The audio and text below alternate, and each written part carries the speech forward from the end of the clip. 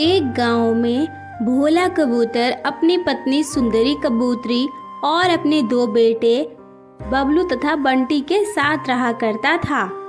बबलू बड़ा बेटा था और बंटी छोटा बेटा था। सुंदरी कबूतरी ने एक और अंडा दिया था जिससे जल्द ही बच्चा बाहर आने वाला था, परंतु सुंदरी कबूतरी को फिर से एक बेटा ही चाहिए था। उसे बेटियों से बिल्कुल नफरत थी। अब तो समय कितना नजदीक आ गया है, कुछ ही दिनों में मेरे इस अंडे से भी बच्चा निकल आएगा। मुझे पूरा यकीन है मेरा फिर से एक बेटा ही होगा। हे भगवान, तुम मुझे बेटा ही देना, मुझे बेटी नहीं चाहिए, मुझे बेटी से बिल्कुल नफरत है। अरे सुंदरी, ये तुम कैसी बातें कर रही हो? आज के जमाने में बेटा और बेटी में कोई फर्क नहीं होता, दोनों ही हमारे लिए बहुत जरूरी और अच्छे होते हैं। मैं तो चाहता हूँ कि अब हमारी एक बेटी ही हो जाए, दो बेटे तो पहले से ही है ना। छी छी, ये कैसी मनहूस बातें कर रहे हो आप? मुझे बेटियों से बिल्कुल नफरत है, मुझे नहीं चाहिए कोई बेटी, मेरा तो बेटा ही होना चाहिए। इस तरह कुछ दिन बीत जाते हैं। सुंदरी कबूतरी का अंडा फूट जाता है और उससे एक बेटी निकलती है। हे भगवान, ये क्या हो गया? ये मनहूस कहाँ से मेरे घर पे आ गई? आपकी बातों की वजह से ही ऐसा हो गया। आपने अपनी काली जुबान से बेटी का नाम लिया और बेटी ही हो गई। मैं इसे अभी यहाँ से भगा देती हूँ। अरे ये तुम कैसी बातें कर रही हो? तुम इसकी माँ हो या दुश्मन, ये तुम्हारी ही तो बेटी है। बेटा हो या बेटी, क्या फर्क पड़ता है? और हाँ, खबरदार, जो तुमने मेरी बेटी को हाथ भी लगाया तो ये यहीं रहेगी मेरे साथ। आज से इसका नाम टुनटुनी है। सुंदरी कबूतरी सिर्फ अपने बेटों से प्यार करती थी, उसे अपनी बेटी से कोई मतलब नहीं था। इस मनहूस को मैं अपने घर से कैसे निकालूं? ये मेरे सर पे बैठी हुई रहती है, इसे तो मैं निकाल के ही रहूंगी। कुछ दिन ऐसे ही बीत जाते हैं। एक दिन सुंदरी कबूतरी अपने बेटों को खाना खिला रही थी। जल्दी जल्दी खा लो बेटा, देखो मैंने तुम्हारे पसंद का खाना बनाया है।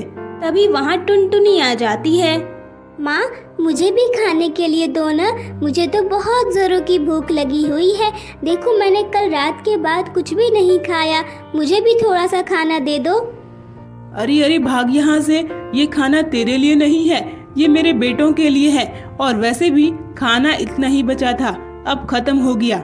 तेरे पापा जब बाहर से काम करके आएंगे तो तू उनसे कह देना। थोड़ी देर के बाद भोला कबूतर घर लौट आता है। अरे टुनटुनी बेटा, अभी तक जाग रही हो तुम? क्या बात है, तुमने खाना खाया या नहीं? टुनटुनी कुछ कहती उससे पहले ही सुंदरी कबूतरी कहती है, अरे हाँ हाँ, मैंने इसे खाना खिला दिया है और बंटी बबलू को भी खिला दिया है। आप पता नहीं मुझे क्या समझते हैं। भले ही मैं बेटी नहीं चाहती थी, लेकिन क्या करूं, अब तो बेटी हो गई है ना, और ये मेरी ही बेटी है। मैं इसकी माँ हूँ, कोई दुश्मन नहीं हूँ जो इसे भूखे मार दूंगी। टुनटुनी अपनी माँ के डर से अपने पिता को कुछ भी नहीं बताती। नहीं माँ, मेरे साथ ऐसा बर्ताव क्यों करती है? अगर मैं एक बेटी हूँ तो इसमें मेरा क्या कसूर है? मेरे बस में तो नहीं था ना कि मैं बेटा बन जाऊँ। और वैसे भी आजकल तो सभी बेटा और बेटी में कोई फर्क नहीं करते, फिर मेरी माँ ऐसा क्यों करती है? मुझे तो बहुत भूख लगी है, लेकिन मैं पिताजी से कुछ नहीं कह सकती। अगले दिन सुंदरी कबूतरी अपने बेटों से कहती है, बंटी बबलू, चलो जल्दी जल्दी तैयार हो जाओ, हमें तुम्हारी नानी के घर जाना है। बहुत दिन हो गए, उनकी बहुत याद आ रही है। क्या माँ, सच में हमें नानी के घर जाना है? आज तो बहुत मजा आएगा। माँ, तुम मुझे भी नानी जी के घर लेकर चलोगी ना माँ? मैं तो आज तक वहाँ कभी नहीं गई हूँ। अरे नहीं नहीं, तू वहाँ नहीं जा सकती, वो बहुत लंबा सफर होता है। तुम्हारी नानी का घर तो बहुत दूर है, वहाँ जाने में तुम्हें थकान हो जाएगी, और वैसे भी तुम तो अभी ठीक से उड़ ही नहीं पाती। इसके बाद वो सभी टुनटुनी को अकेला छोड़कर वहाँ से चले जाते हैं। माँ भी चली गई और पिताजी भी नहीं है। अब मैं क्या करूँ? मुझे तो बहुत ज्यादा भूख लगी है, कल से मैंने कुछ नहीं खाया है। अब तो भूख से मेरी जान ही निकल जाएगी। मैं क्या करूँ? मैं एक काम करती हूँ, मैं इस सेब को खा लेती हूँ। ज्यादा नहीं खाऊंगी वरना माँ मुझे डांटेगी। मैं एक काम करूंगी, मैं इस सेब को आधा काट कर खा लूंगी। ये सोचकर टुनटुनी चिड़िया उस सेब को एक चाकू से काटने लगती है। तभी वो चाकू उसके पैर पे लग जाता है और उसके पैर में बहुत चोट लग जाती है। हे भगवान, ये क्या हो गया? माँ, पिताजी, मुझे बहुत चोट लगी है। शाम को सुंदरी कबूतरी घर लौट आती है। माँ देखो ना, ये क्या हो गया माँ? मैं तो बस ये सेब काटने की कोशिश कर रही थी और मेरे पैरों में चोट लग गई। माँ, मुझे बहुत दर्द हो रहा है, मैं तो ठीक से चल भी नहीं पा रही हूँ। सुंदरी कबूतरी अपने मन में सोचती है, यही सही मौका रहेगा इस टुनटुनी को घर से बाहर निकालने का।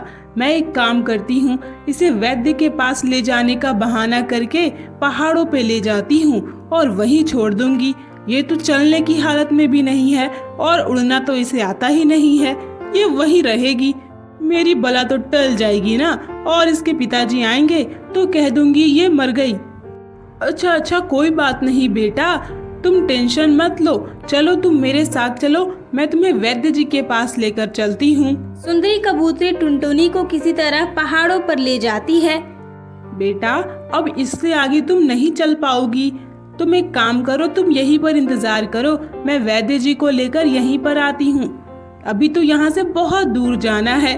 तुम्हारी वजह से मैं भी पैदल चल करके आई हूँ, इतनी मुश्किल से तुम्हें संभालते संभालते। तुम यहीं रुको तो मैं जाकर वैद्य जी को ले आऊंगी, वरना हमें तो ऐसे सुबह से शाम और शाम से रात हो जाएगी। ठीक है माँ, आप जाओ, लेकिन जल्दी आ जाना।